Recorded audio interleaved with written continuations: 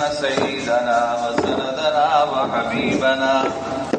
وحبيبنا ومولانا محمدا عبده ورسوله صلى الله تعالى عليه وعلى آله وصحبه أجمعين. أما بعد، برادران عزیز، بزرگان محترم، پچھلے کئی جمعوں سے جناب نبی کریم سرور دو عالم صلی اللہ علیہ وسلم کی بعثت سے لے کر ہجرت تک کی زندگی پر گفتگو چل رہی تھی. میں نے عرض کیا تھا کہ پہلی وحی غار حرا میں جناب نبی کریم صلی اللہ علیہ وسلم پر نازل ہوئی اور اس کے بعد وحی کا سلسلہ کچھ رک گیا. کتنا عرصہ رکا، مختلف اقوال ہیں اس میں. بہرحال اس عرصے میں جناب نبی کریم سرور دو عالم صلی اللہ علیہ وسلم پریشان بھی رہے. پھر سورہ مدثر کی ابتدائی آیتیں نازل ہوئی. یا ایھا المدثر قم فانذر وربک فکبر. اے چادر اوڑھے ہوئے شخص، اٹھو، اپنی قوم کو ڈراؤ. وربک فکبر، اپنے رب کی بڑائی بیان کرو، اپنے رب کی بڑائی بیان کرو. یہ پہلی یعنی دوسری وحی آپ سمجھیے یہ نازل ہوئی. اور اس وحی کے نازل ہونے کے بعد جناب نبی کریم صلی اللہ علیہ وسلم کو سب سے پہلے حضرت جبرائیل امین نے وضو کا طریقہ اور نماز کا طریقہ سکھایا. روایتوں میں آتا ہے کہ ایک چٹان سی تھی، اس کو لات ماری تو وہاں سے چشمہ پھوٹ پڑا. تو وضو کرنے کا طریقہ سکھایا جبرائیل امین نے اور نماز کا طریقہ سکھایا. یہ سب سے پہلا فرض جو نازل ہوا وہ نماز کا فرض ہے.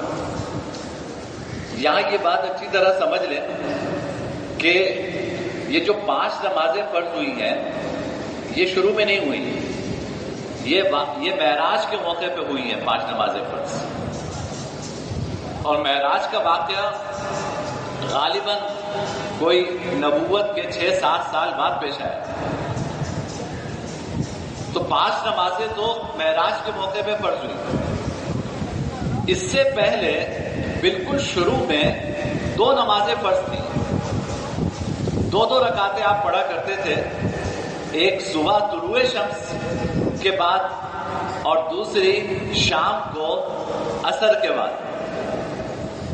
صبح طلوع شمس سے پہلے، صبح طلوع شمس سے پہلے اور شام کو غروب شمس سے پہلے یعنی عصر کے وقت آپ صلی اللہ علیہ وسلم یہ 2 نمازیں 2 رکعتیں جو ہے وہ پڑھا کرتے تھے. اس وقت یہ فرض تھا.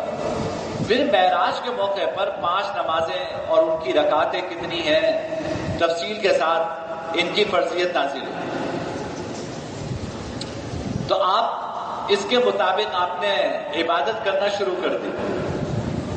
اور ابھی آپ کو یہ حکم نہیں تھا کہ آپ اپنی نبوت اور رسالت کا اظہار گھر سے باہر بھی کریں. گھر میں آپ نے جب نماز پڑھی تو حضرت خدیجہ رضی اللہ تعالی عنہ نے دیکھا کہ یہ رکوع کر رہے ہیں، سجدہ کر رہے ہیں، پھر ہاتھ باندھے کھڑے ہیں. تو پوچھا یہ کیا ہو رہا ہے؟ تو آپ نے فرمایا کہ اللہ نے مجھے اپنی نبوت عطا فرمائی، اپنا رسول بنا کے بھیجا ہے. تو سب سے پہلے حضرت خدیجہ رضی اللہ تعالی عنہ آپ کے ہاتھ میں مشرف اسلام. یعنی اس کائنات میں سب سے پہلے ایمان لانے کا شرف ایک خاتون کو حاصل ہے.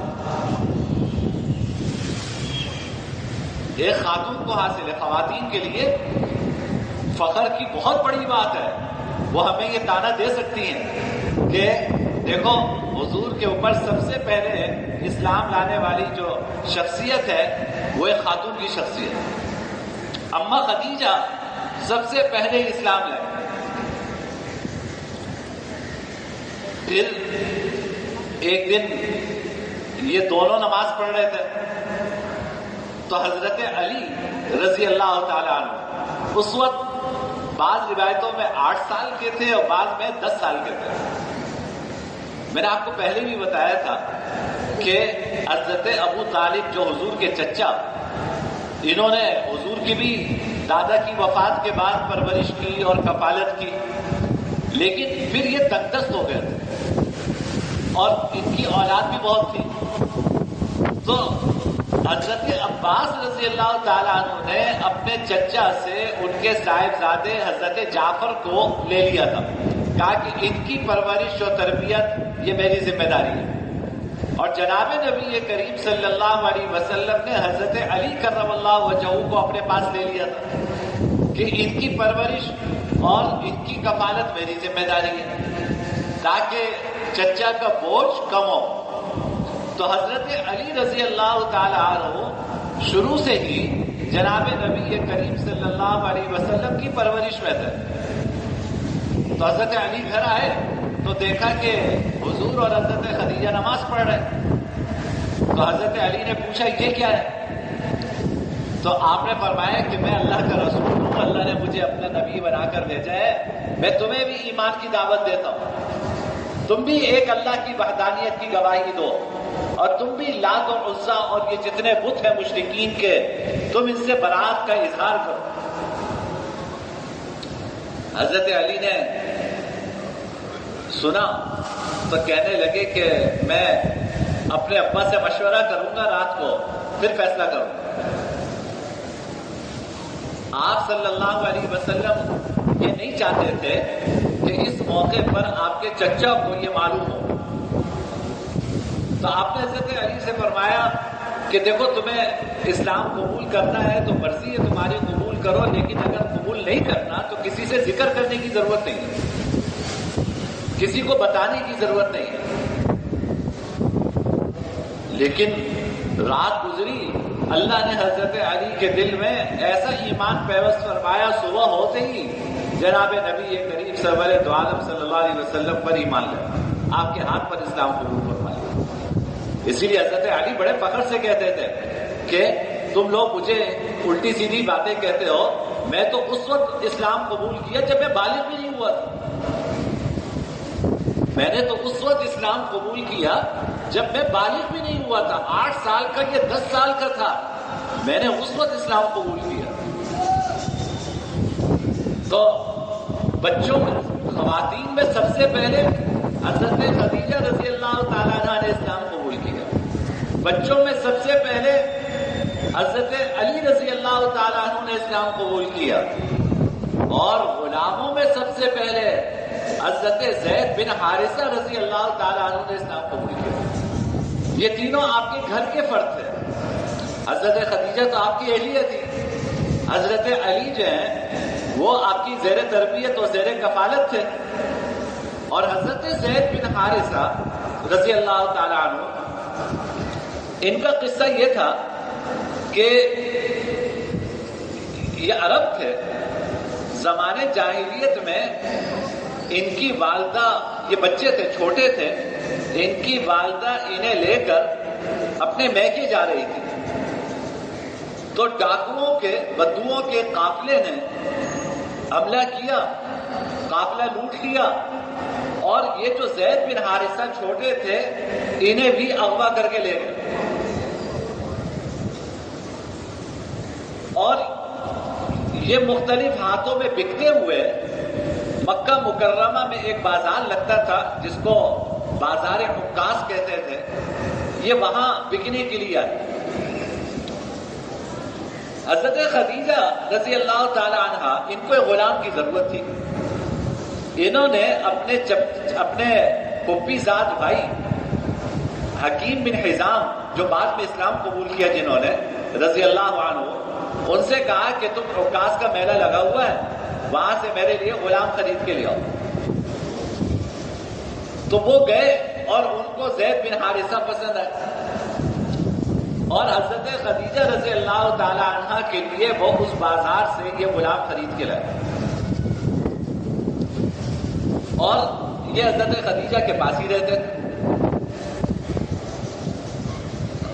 حضرت خدیجہ رضی اللہ تعالی عنہ نے پھر یہ جناب نبی کریم سرور دو عالم صلی اللہ علیہ وسلم کو تحفے میں یہ حضرت زید بن حارثہ یہ جو غلام تھے یہ تحفے میں پیش کرتے، تو گویا کہ اب یہ حضور کے غلام ہو گئے۔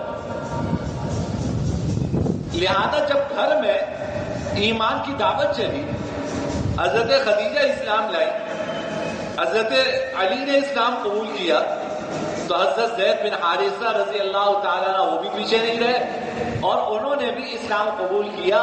یہ تیسری شخصیت ہے جنہوں نے اسلام قبول کیا۔ ان کا حدیث میں بڑا دلچسپ واقعہ آتا ہے حضرت زید بن حارثہ کا، کہ جب حضور کو یہ تحفے میں حضرت خدیجہ نے پیش کیا اور انہوں نے اسلام قبول کر لیا، تو جناب نبی یہ کریم سرور دو عالم صلی اللہ علیہ وسلم نے انہیں آزاد کر دیا، ادھر ان کے والد سالہ سال سے اپنے اس بچے کی تلاش میں تھے کہ راستے میں میرا بچہ اغوا ہوا، کہاں گیا، وہ تلاش میں تھے۔ تلاش کرتے کرتے کسی نے خبر دی کہ ہم نے تمہارے بچے کو مکہ مکرمہ میں دیکھا ہے، تو ان کے والد اور ان کے چچا ان کی تلاش میں مکہ مکرمہ پہنچے اور جناب نبی کریم سرور دو عالم صلی اللہ علیہ وسلم کی خدمت میں حاضر ہوئے اور آ کے عرض کیا کہ ہمارا یہ بچہ تو کبھی غلام نہیں رہا، یہ تو ہم بھی آزاد ہیں، ہمارا بچہ بھی آزاد ہے، یہ تو اغوا ہو گیا تھا اور اس طرح مختلف ہاتھوں سے ہوتا ہوا یہ آپ کے پاس پہنچ گیا۔ آپ جتنے پیسے چاہتے ہیں آپ منہ سے نکالیے، ہم وہ پیسے آپ کو دینے کو تیار ہیں، آپ یہ ہمارا بچہ ہمیں دے دیں۔ تو آقا دو جہاں نے کہا کہ دیکھو مجھے پیسوں کی کوئی ضرورت نہیں ہے، یہ زید ہے اور یہ تم ہو، یہ میں ہوں، زید سے پوچھ لو تمہارے ساتھ جانا چاہتا ہے سر آنکھوں پہ، میرے ساتھ رہنا چاہتا ہے تو میں اس کو مجبور نہیں کروں گا تمہارے ساتھ جانے کے لیے۔ ابھی تو نبوت کو مہینے ہی گزرے تھے کچھ،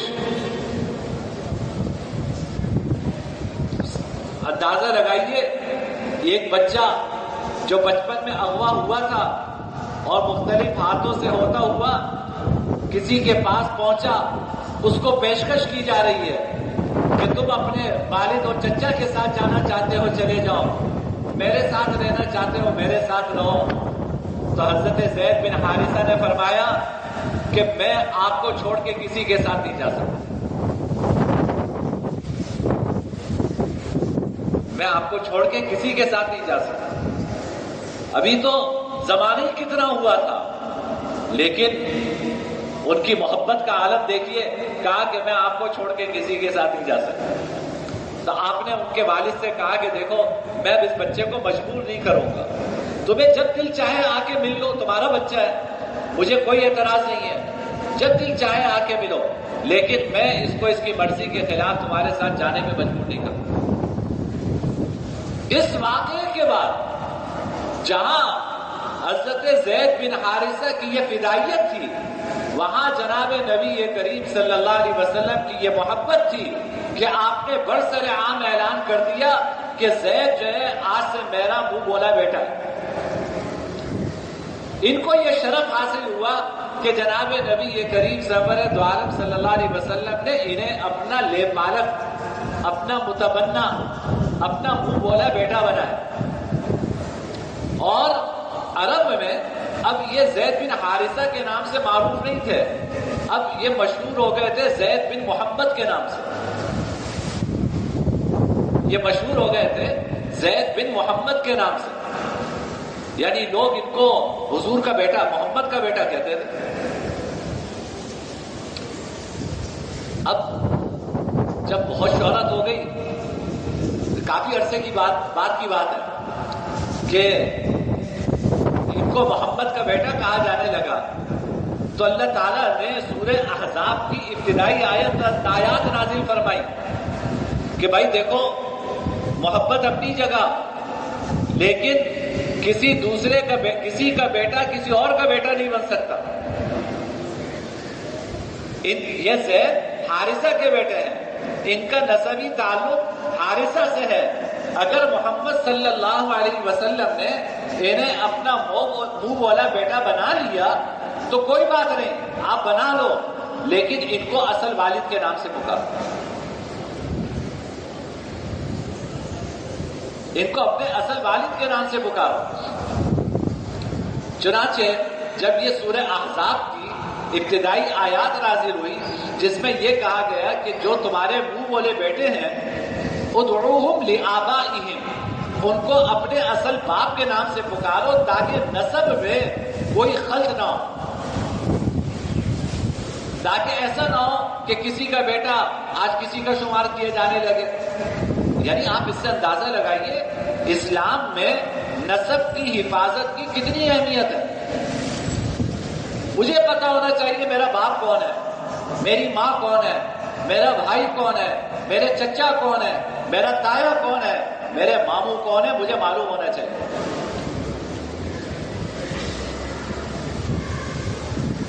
یہ نہیں کہ کسی کو پتہ ہی نہیں ہے کہ میں کس کا ہوں۔ یہ ہمارے مذہب کی خوبی ہے کہ آپ کو اپنا نسب، اپنے قریبی رشتہ دار معلوم ہونے چاہیے۔ حدیث میں فرمایا جناب نبی کریم صلی اللہ علیہ وسلم نے تعلموا من انسابکم ما تصلون به ارحامکم، اپنے نسب کی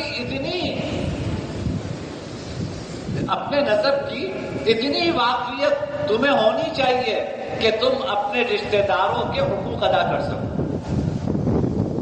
اپنے نسب کی تمہیں اتنی واقفیت ہونی چاہیے کہ تم اپنے رشتہ داروں کے حقوق ادا کر سکو، تمہیں پتہ ہو کہ تمہارے چچا کون ہے، تایا کون ہے، تمہاری پھپھی کون ہے۔ نسب کی حفاظت ضروری ہے، اور شریعت میں پورے احکامات ہیں نسب سے متعلق۔ بنیاد یہ سورہ احزاب کی آیت ہے کہ جس سے فرمایا کہ اگر تم کسی کے منہ بولے بیٹے، کسی کے بچے کو اپنا لے پالک بنا لو، اپنا منہ بولا بیٹا بنا لو، تو دیکھو اس کا نسب نہ بگاڑو، اس کو اصل باپ کی نسبت سے پکارو، اس کو اصل باپ کی نسبت سے پکارو۔ زید بن محمد نہ کہو، زید بن حارثہ کہو۔ آج بھی بہت ساری جگہوں پر بچوں کو ایڈاپٹ کیا جاتا ہے، لے پالک بنا لیتے ہیں۔ یعنی جو اللہ تعالیٰ، دیکھو اولاد تو اللہ کی نعمت ہے نا، لیکن اگر کوئی اس نعمت سے محروم ہے تو لوگ یہ کہتے ہیں کہ اپنے بھائی کا بچہ ایڈاپٹ کر لیا، اپنی بہن کا بچہ لے لیا۔ تو دیکھیں ایڈاپشن اگر کریں ان کی اجازت سے، ماں باپ کی اجازت سے اگر یہ آپ ایڈاپشن کر رہے ہیں تو کر سکتے ہیں، لیکن اس بچے کے سارے ڈاکومنٹ اس کے اصل والد کی نسبت سے ہونے چاہیے، آپ کی نسبت سے نہیں ہونے چاہیے۔ یہ جھوٹ ہے۔ اس کا شناختی کارڈ، اس کی تعلیمی سرٹیفکیٹ، اس کا پاسپورٹ، اس پہ اصل والد کا نام لکھا ہوا ہونا چاہیے۔ اور آپ جب وہ بچہ سمجھدار ہو جائے تو آپ اس کو یہ پیار محبت سے سمجھا دیں کہ بیٹا دیکھو تمہارے اصل والد جو ہے نا، یہ تمہارے جن کو تم ماموں کہتے ہو اصل تمہارے والد ہی ہیں۔ اللہ نے ہمیں اولاد نہیں دی تھی تو ہم نے تمہیں جو ہے ایڈاپٹ کر لیا۔ اس کو ساری صورتحال سمجھا دیں۔ وہ تو آپ کی محبت کا پیاسا ہے نا، آپ اس کو محبت دیجئے، وہ آپ کو اپنا باپ سمجھے گا، آپ کی اہلیہ کو اپنی ماں سمجھے گا، لیکن نسب میں خلط نہیں ہونا چاہیے، نسب نہیں بگڑنا چاہیے۔ اس کو آپ سمجھا دیں کہ تمہارے اصل والد یہ ہیں۔ یہی وجہ ہے کہ تمہاری ساری ڈاکومنٹیشن میں تمہارے اصل والد کا نام لکھا ہوا ہے، اور یہ شرعاً بھی ضروری ہے۔ شرعاً جائز نہیں ہے کہ آپ شناختی کارڈ میں اس کے اصل والد کے بجائے اپنا نام لکھوائیں۔ تو بہرحال جب یہ آیت نازل ہوئی تو اب حضرت زید بن حارثہ کو زید بن حارثہ کہا جانے لگا۔ اب پابندی لگ گئی کہ ان کو زید بن محمد نہ کہو، لیکن حضور کے گھر کا حصہ تھے، لے پالک تو تھے آپ کے، آپ نے ان کی شادی کروائی، اور شادی بھی قریش کی اعلیٰ نسب کی خاندان میں کروائی. آپ کی پھپھی صاحب بہن تھی، ان کے ہاں حضرت زید بن حارثہ کا نکاح فرمایا، حضرت زینب بنت جحش. اور یہ وہ واحد صحابی ہیں جن کا نام قرآن میں آیا. یہ تمام صحابہ میں ان کو یہ شرف حاصل ہے کہ سورہ احزاب میں اللہ نے ان کا نام ذکر کیا. اور پھر صرف یہ نہیں، ان کے صاحبزادے ہوئے حضرت اسامہ. حضرت اسامہ سے آپ اپنے نواسوں کی طرح ان کو اپنا پوتا سمجھتے تھے. ایک طرف حضرت حسن ہے، ایک طرف حضرت حسین ہے، تو ایک طرف حضرت اسامہ بھی اپنا پوتا سمجھتے تھے. وجہ یہ کہ زید بن حارثہ کے بیٹے تھے، آپ کے گھر میں ان کی پرورش ہوئی. حدیث میں آتا ہے، حضرت عائشہ فرماتی ہے اسامہ کی ناک بہتی تھی، حضور مجھ سے نہیں کہتے تھے کہ اس کی ناک صاف کرو، حضور خود آگے بڑھ کے اسامہ کی ناک صاف کرتے. اللہ نے وہ مقام عطا فرمایا. یہ اسامہ بن زید کہلاتے ہیں جو جناب نبی کریم صلی اللہ علیہ وسلم کے پوتے تھے. وہ بولے بیٹے کے صاحبزادے تھے. آپ اپنے نواسوں کی طرح ان کے ساتھ معاملہ فرمایا کرتے تھے. حضرات صحابہ کرام کے بارے میں آتا ہے کہ جب کوئی مشکل مسئلہ ہوتا تھا نا، حضور سے کوئی سفارش کروانی ہوتی تھی، حضور سے کوئی سفارش کروانی ہوتی تھی تو حضرت اسامہ کے ذریعے کہلواتے تھے. ان کو اندازہ تھا کہ حضور کو حضرت اسامہ سے کتنی محبت ہے. آج بھی بھائی دیکھو نا، دادا کو بیٹوں سے زیادہ پوتوں سے محبت ہوتی ہے، نانا کو بیٹوں سے بیٹی سے زیادہ نواسے اور نواسیوں سے محبت ہوتی ہے. دادا سے کوئی بات منوانی ہوتی ہے تو بیٹا خود نہیں کہتا، پوتوں کے ذریعے کہلواتا ہے. تو حضرات صحابہ کرام رضوان اللہ تعالی علیہم اجمعین کو جب حضور سے کوئی بات منوانی ہوتی تھی تو حضرت اسامہ کے ذریعے کہلواتے. اور پھر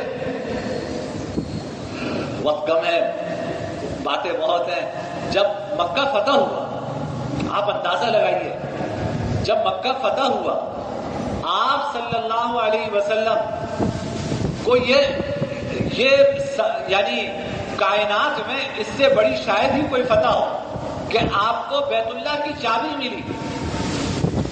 آپ فاتح بن کر بیت اللہ میں نماز پڑھنے داخل ہو رہے ہیں تو آپ کے ساتھ داخل ہونے والوں میں نہ حضرت ابوبکر، نہ حضرت عمر، نہ حضرت عثمان، نہ حضرت علی، نہ حضرت حسن، نہ حضرت حسین. آپ کے ساتھ داخل ہونے والوں میں حضرت بلال جو خود غلام تھے، حضرت اسامہ جو غلام زادے تھے. یہ دو شخص ہیں جن کو سعادت حاصل ہوئی کہ یہ جناب نبی کریم سرور دو عالم صلی اللہ علیہ وسلم کے ساتھ بیت اللہ میں داخل ہوئے. اور سب سے پہلے بیت اللہ میں نماز پڑھنے کا شرف حضور کے ساتھ ان دو کو حاصل ہوا. اور حضور اپنے ساتھ ان کو بیت اللہ میں لے گئے، لے کر یہ بتلا دیا کہ میرے دین میں نہ نسب کی کوئی حیثیت ہے، نہ میرے دین میں کسی قبیلے کی کوئی حیثیت ہے. میرے دین میں اگر حیثیت ہے تو وہ ایمان کی اور اسلام کی حیثیت ہے. دیکھو میں نے ایک غلام کو کیا رتبہ دیا، میں نے ایک غلام زادے کو کیا رتبہ دیا. ایسا نہ ہو تم رنگ و نسل کی بنیاد پر ایک دوسرے پہ فخر کرنے لگو. ایسا نہ ہو تم زبان کی بنیاد پر اپنے آپ کو دوسروں سے بڑھتر سمجھنے لگو. ان اکرمکم عند اللہ اتقاکم، اللہ کے نزدیک تم میں سب سے معزز وہ ہے جس کا مقام تقوی میں سب سے زیادہ ہے. آپ حضرت بلال اور حضرت اسامہ کو لے کے داخل تو سب سے پہلے 3 لوگ مسلمان ہوئے اور یہ تینوں آپ کے گھر کے فرد ہیں. حضرت خدیجہ اسلام لائے جو سب سے پہلے روئے زمین پر آپ پر ایمان لانے والی سب سے پہلی شخصیت ہے. میں نے عرض کیا شروع میں کہ آج خواتین اگر اپنی فوقیت ہم پہ ظاہر کرنا چاہیں تو ان کے پاس بڑی زبردست دلیل ہے کہ دیکھو حضور پہ سب سے پہلے ایمان لانے والی خاتون تھی، مرد نہیں تھے. حضرت خدیجہ سب سے پہلے اسلام لائے، بچوں میں حضرت علی سب سے پہلے اسلام لائے اور تیسرے نمبر پر آپ کے گھر کے فرد حضرت زید بن حارثہ، یہ آپ کے اوپر اسلام لائے۔ چوتھے نمبر پر حضرت ابو بکر صدیق رضی اللہ تعالیٰ عنہ اسلام لائے۔ اس کا ذکر انشاءاللہ میں اگلے جمعے عرض کروں گا۔ اللہ پاک ہمارے دلوں میں ان حضرات صحابہ کرام کی محبت دلوں میں بٹھا دے، اور اللہ ہمیں ان کی عظمت اور احترام کی اللہ ہمیں توفیق نصیب فرمائے۔ وآخر دعوانا الحمدللہ۔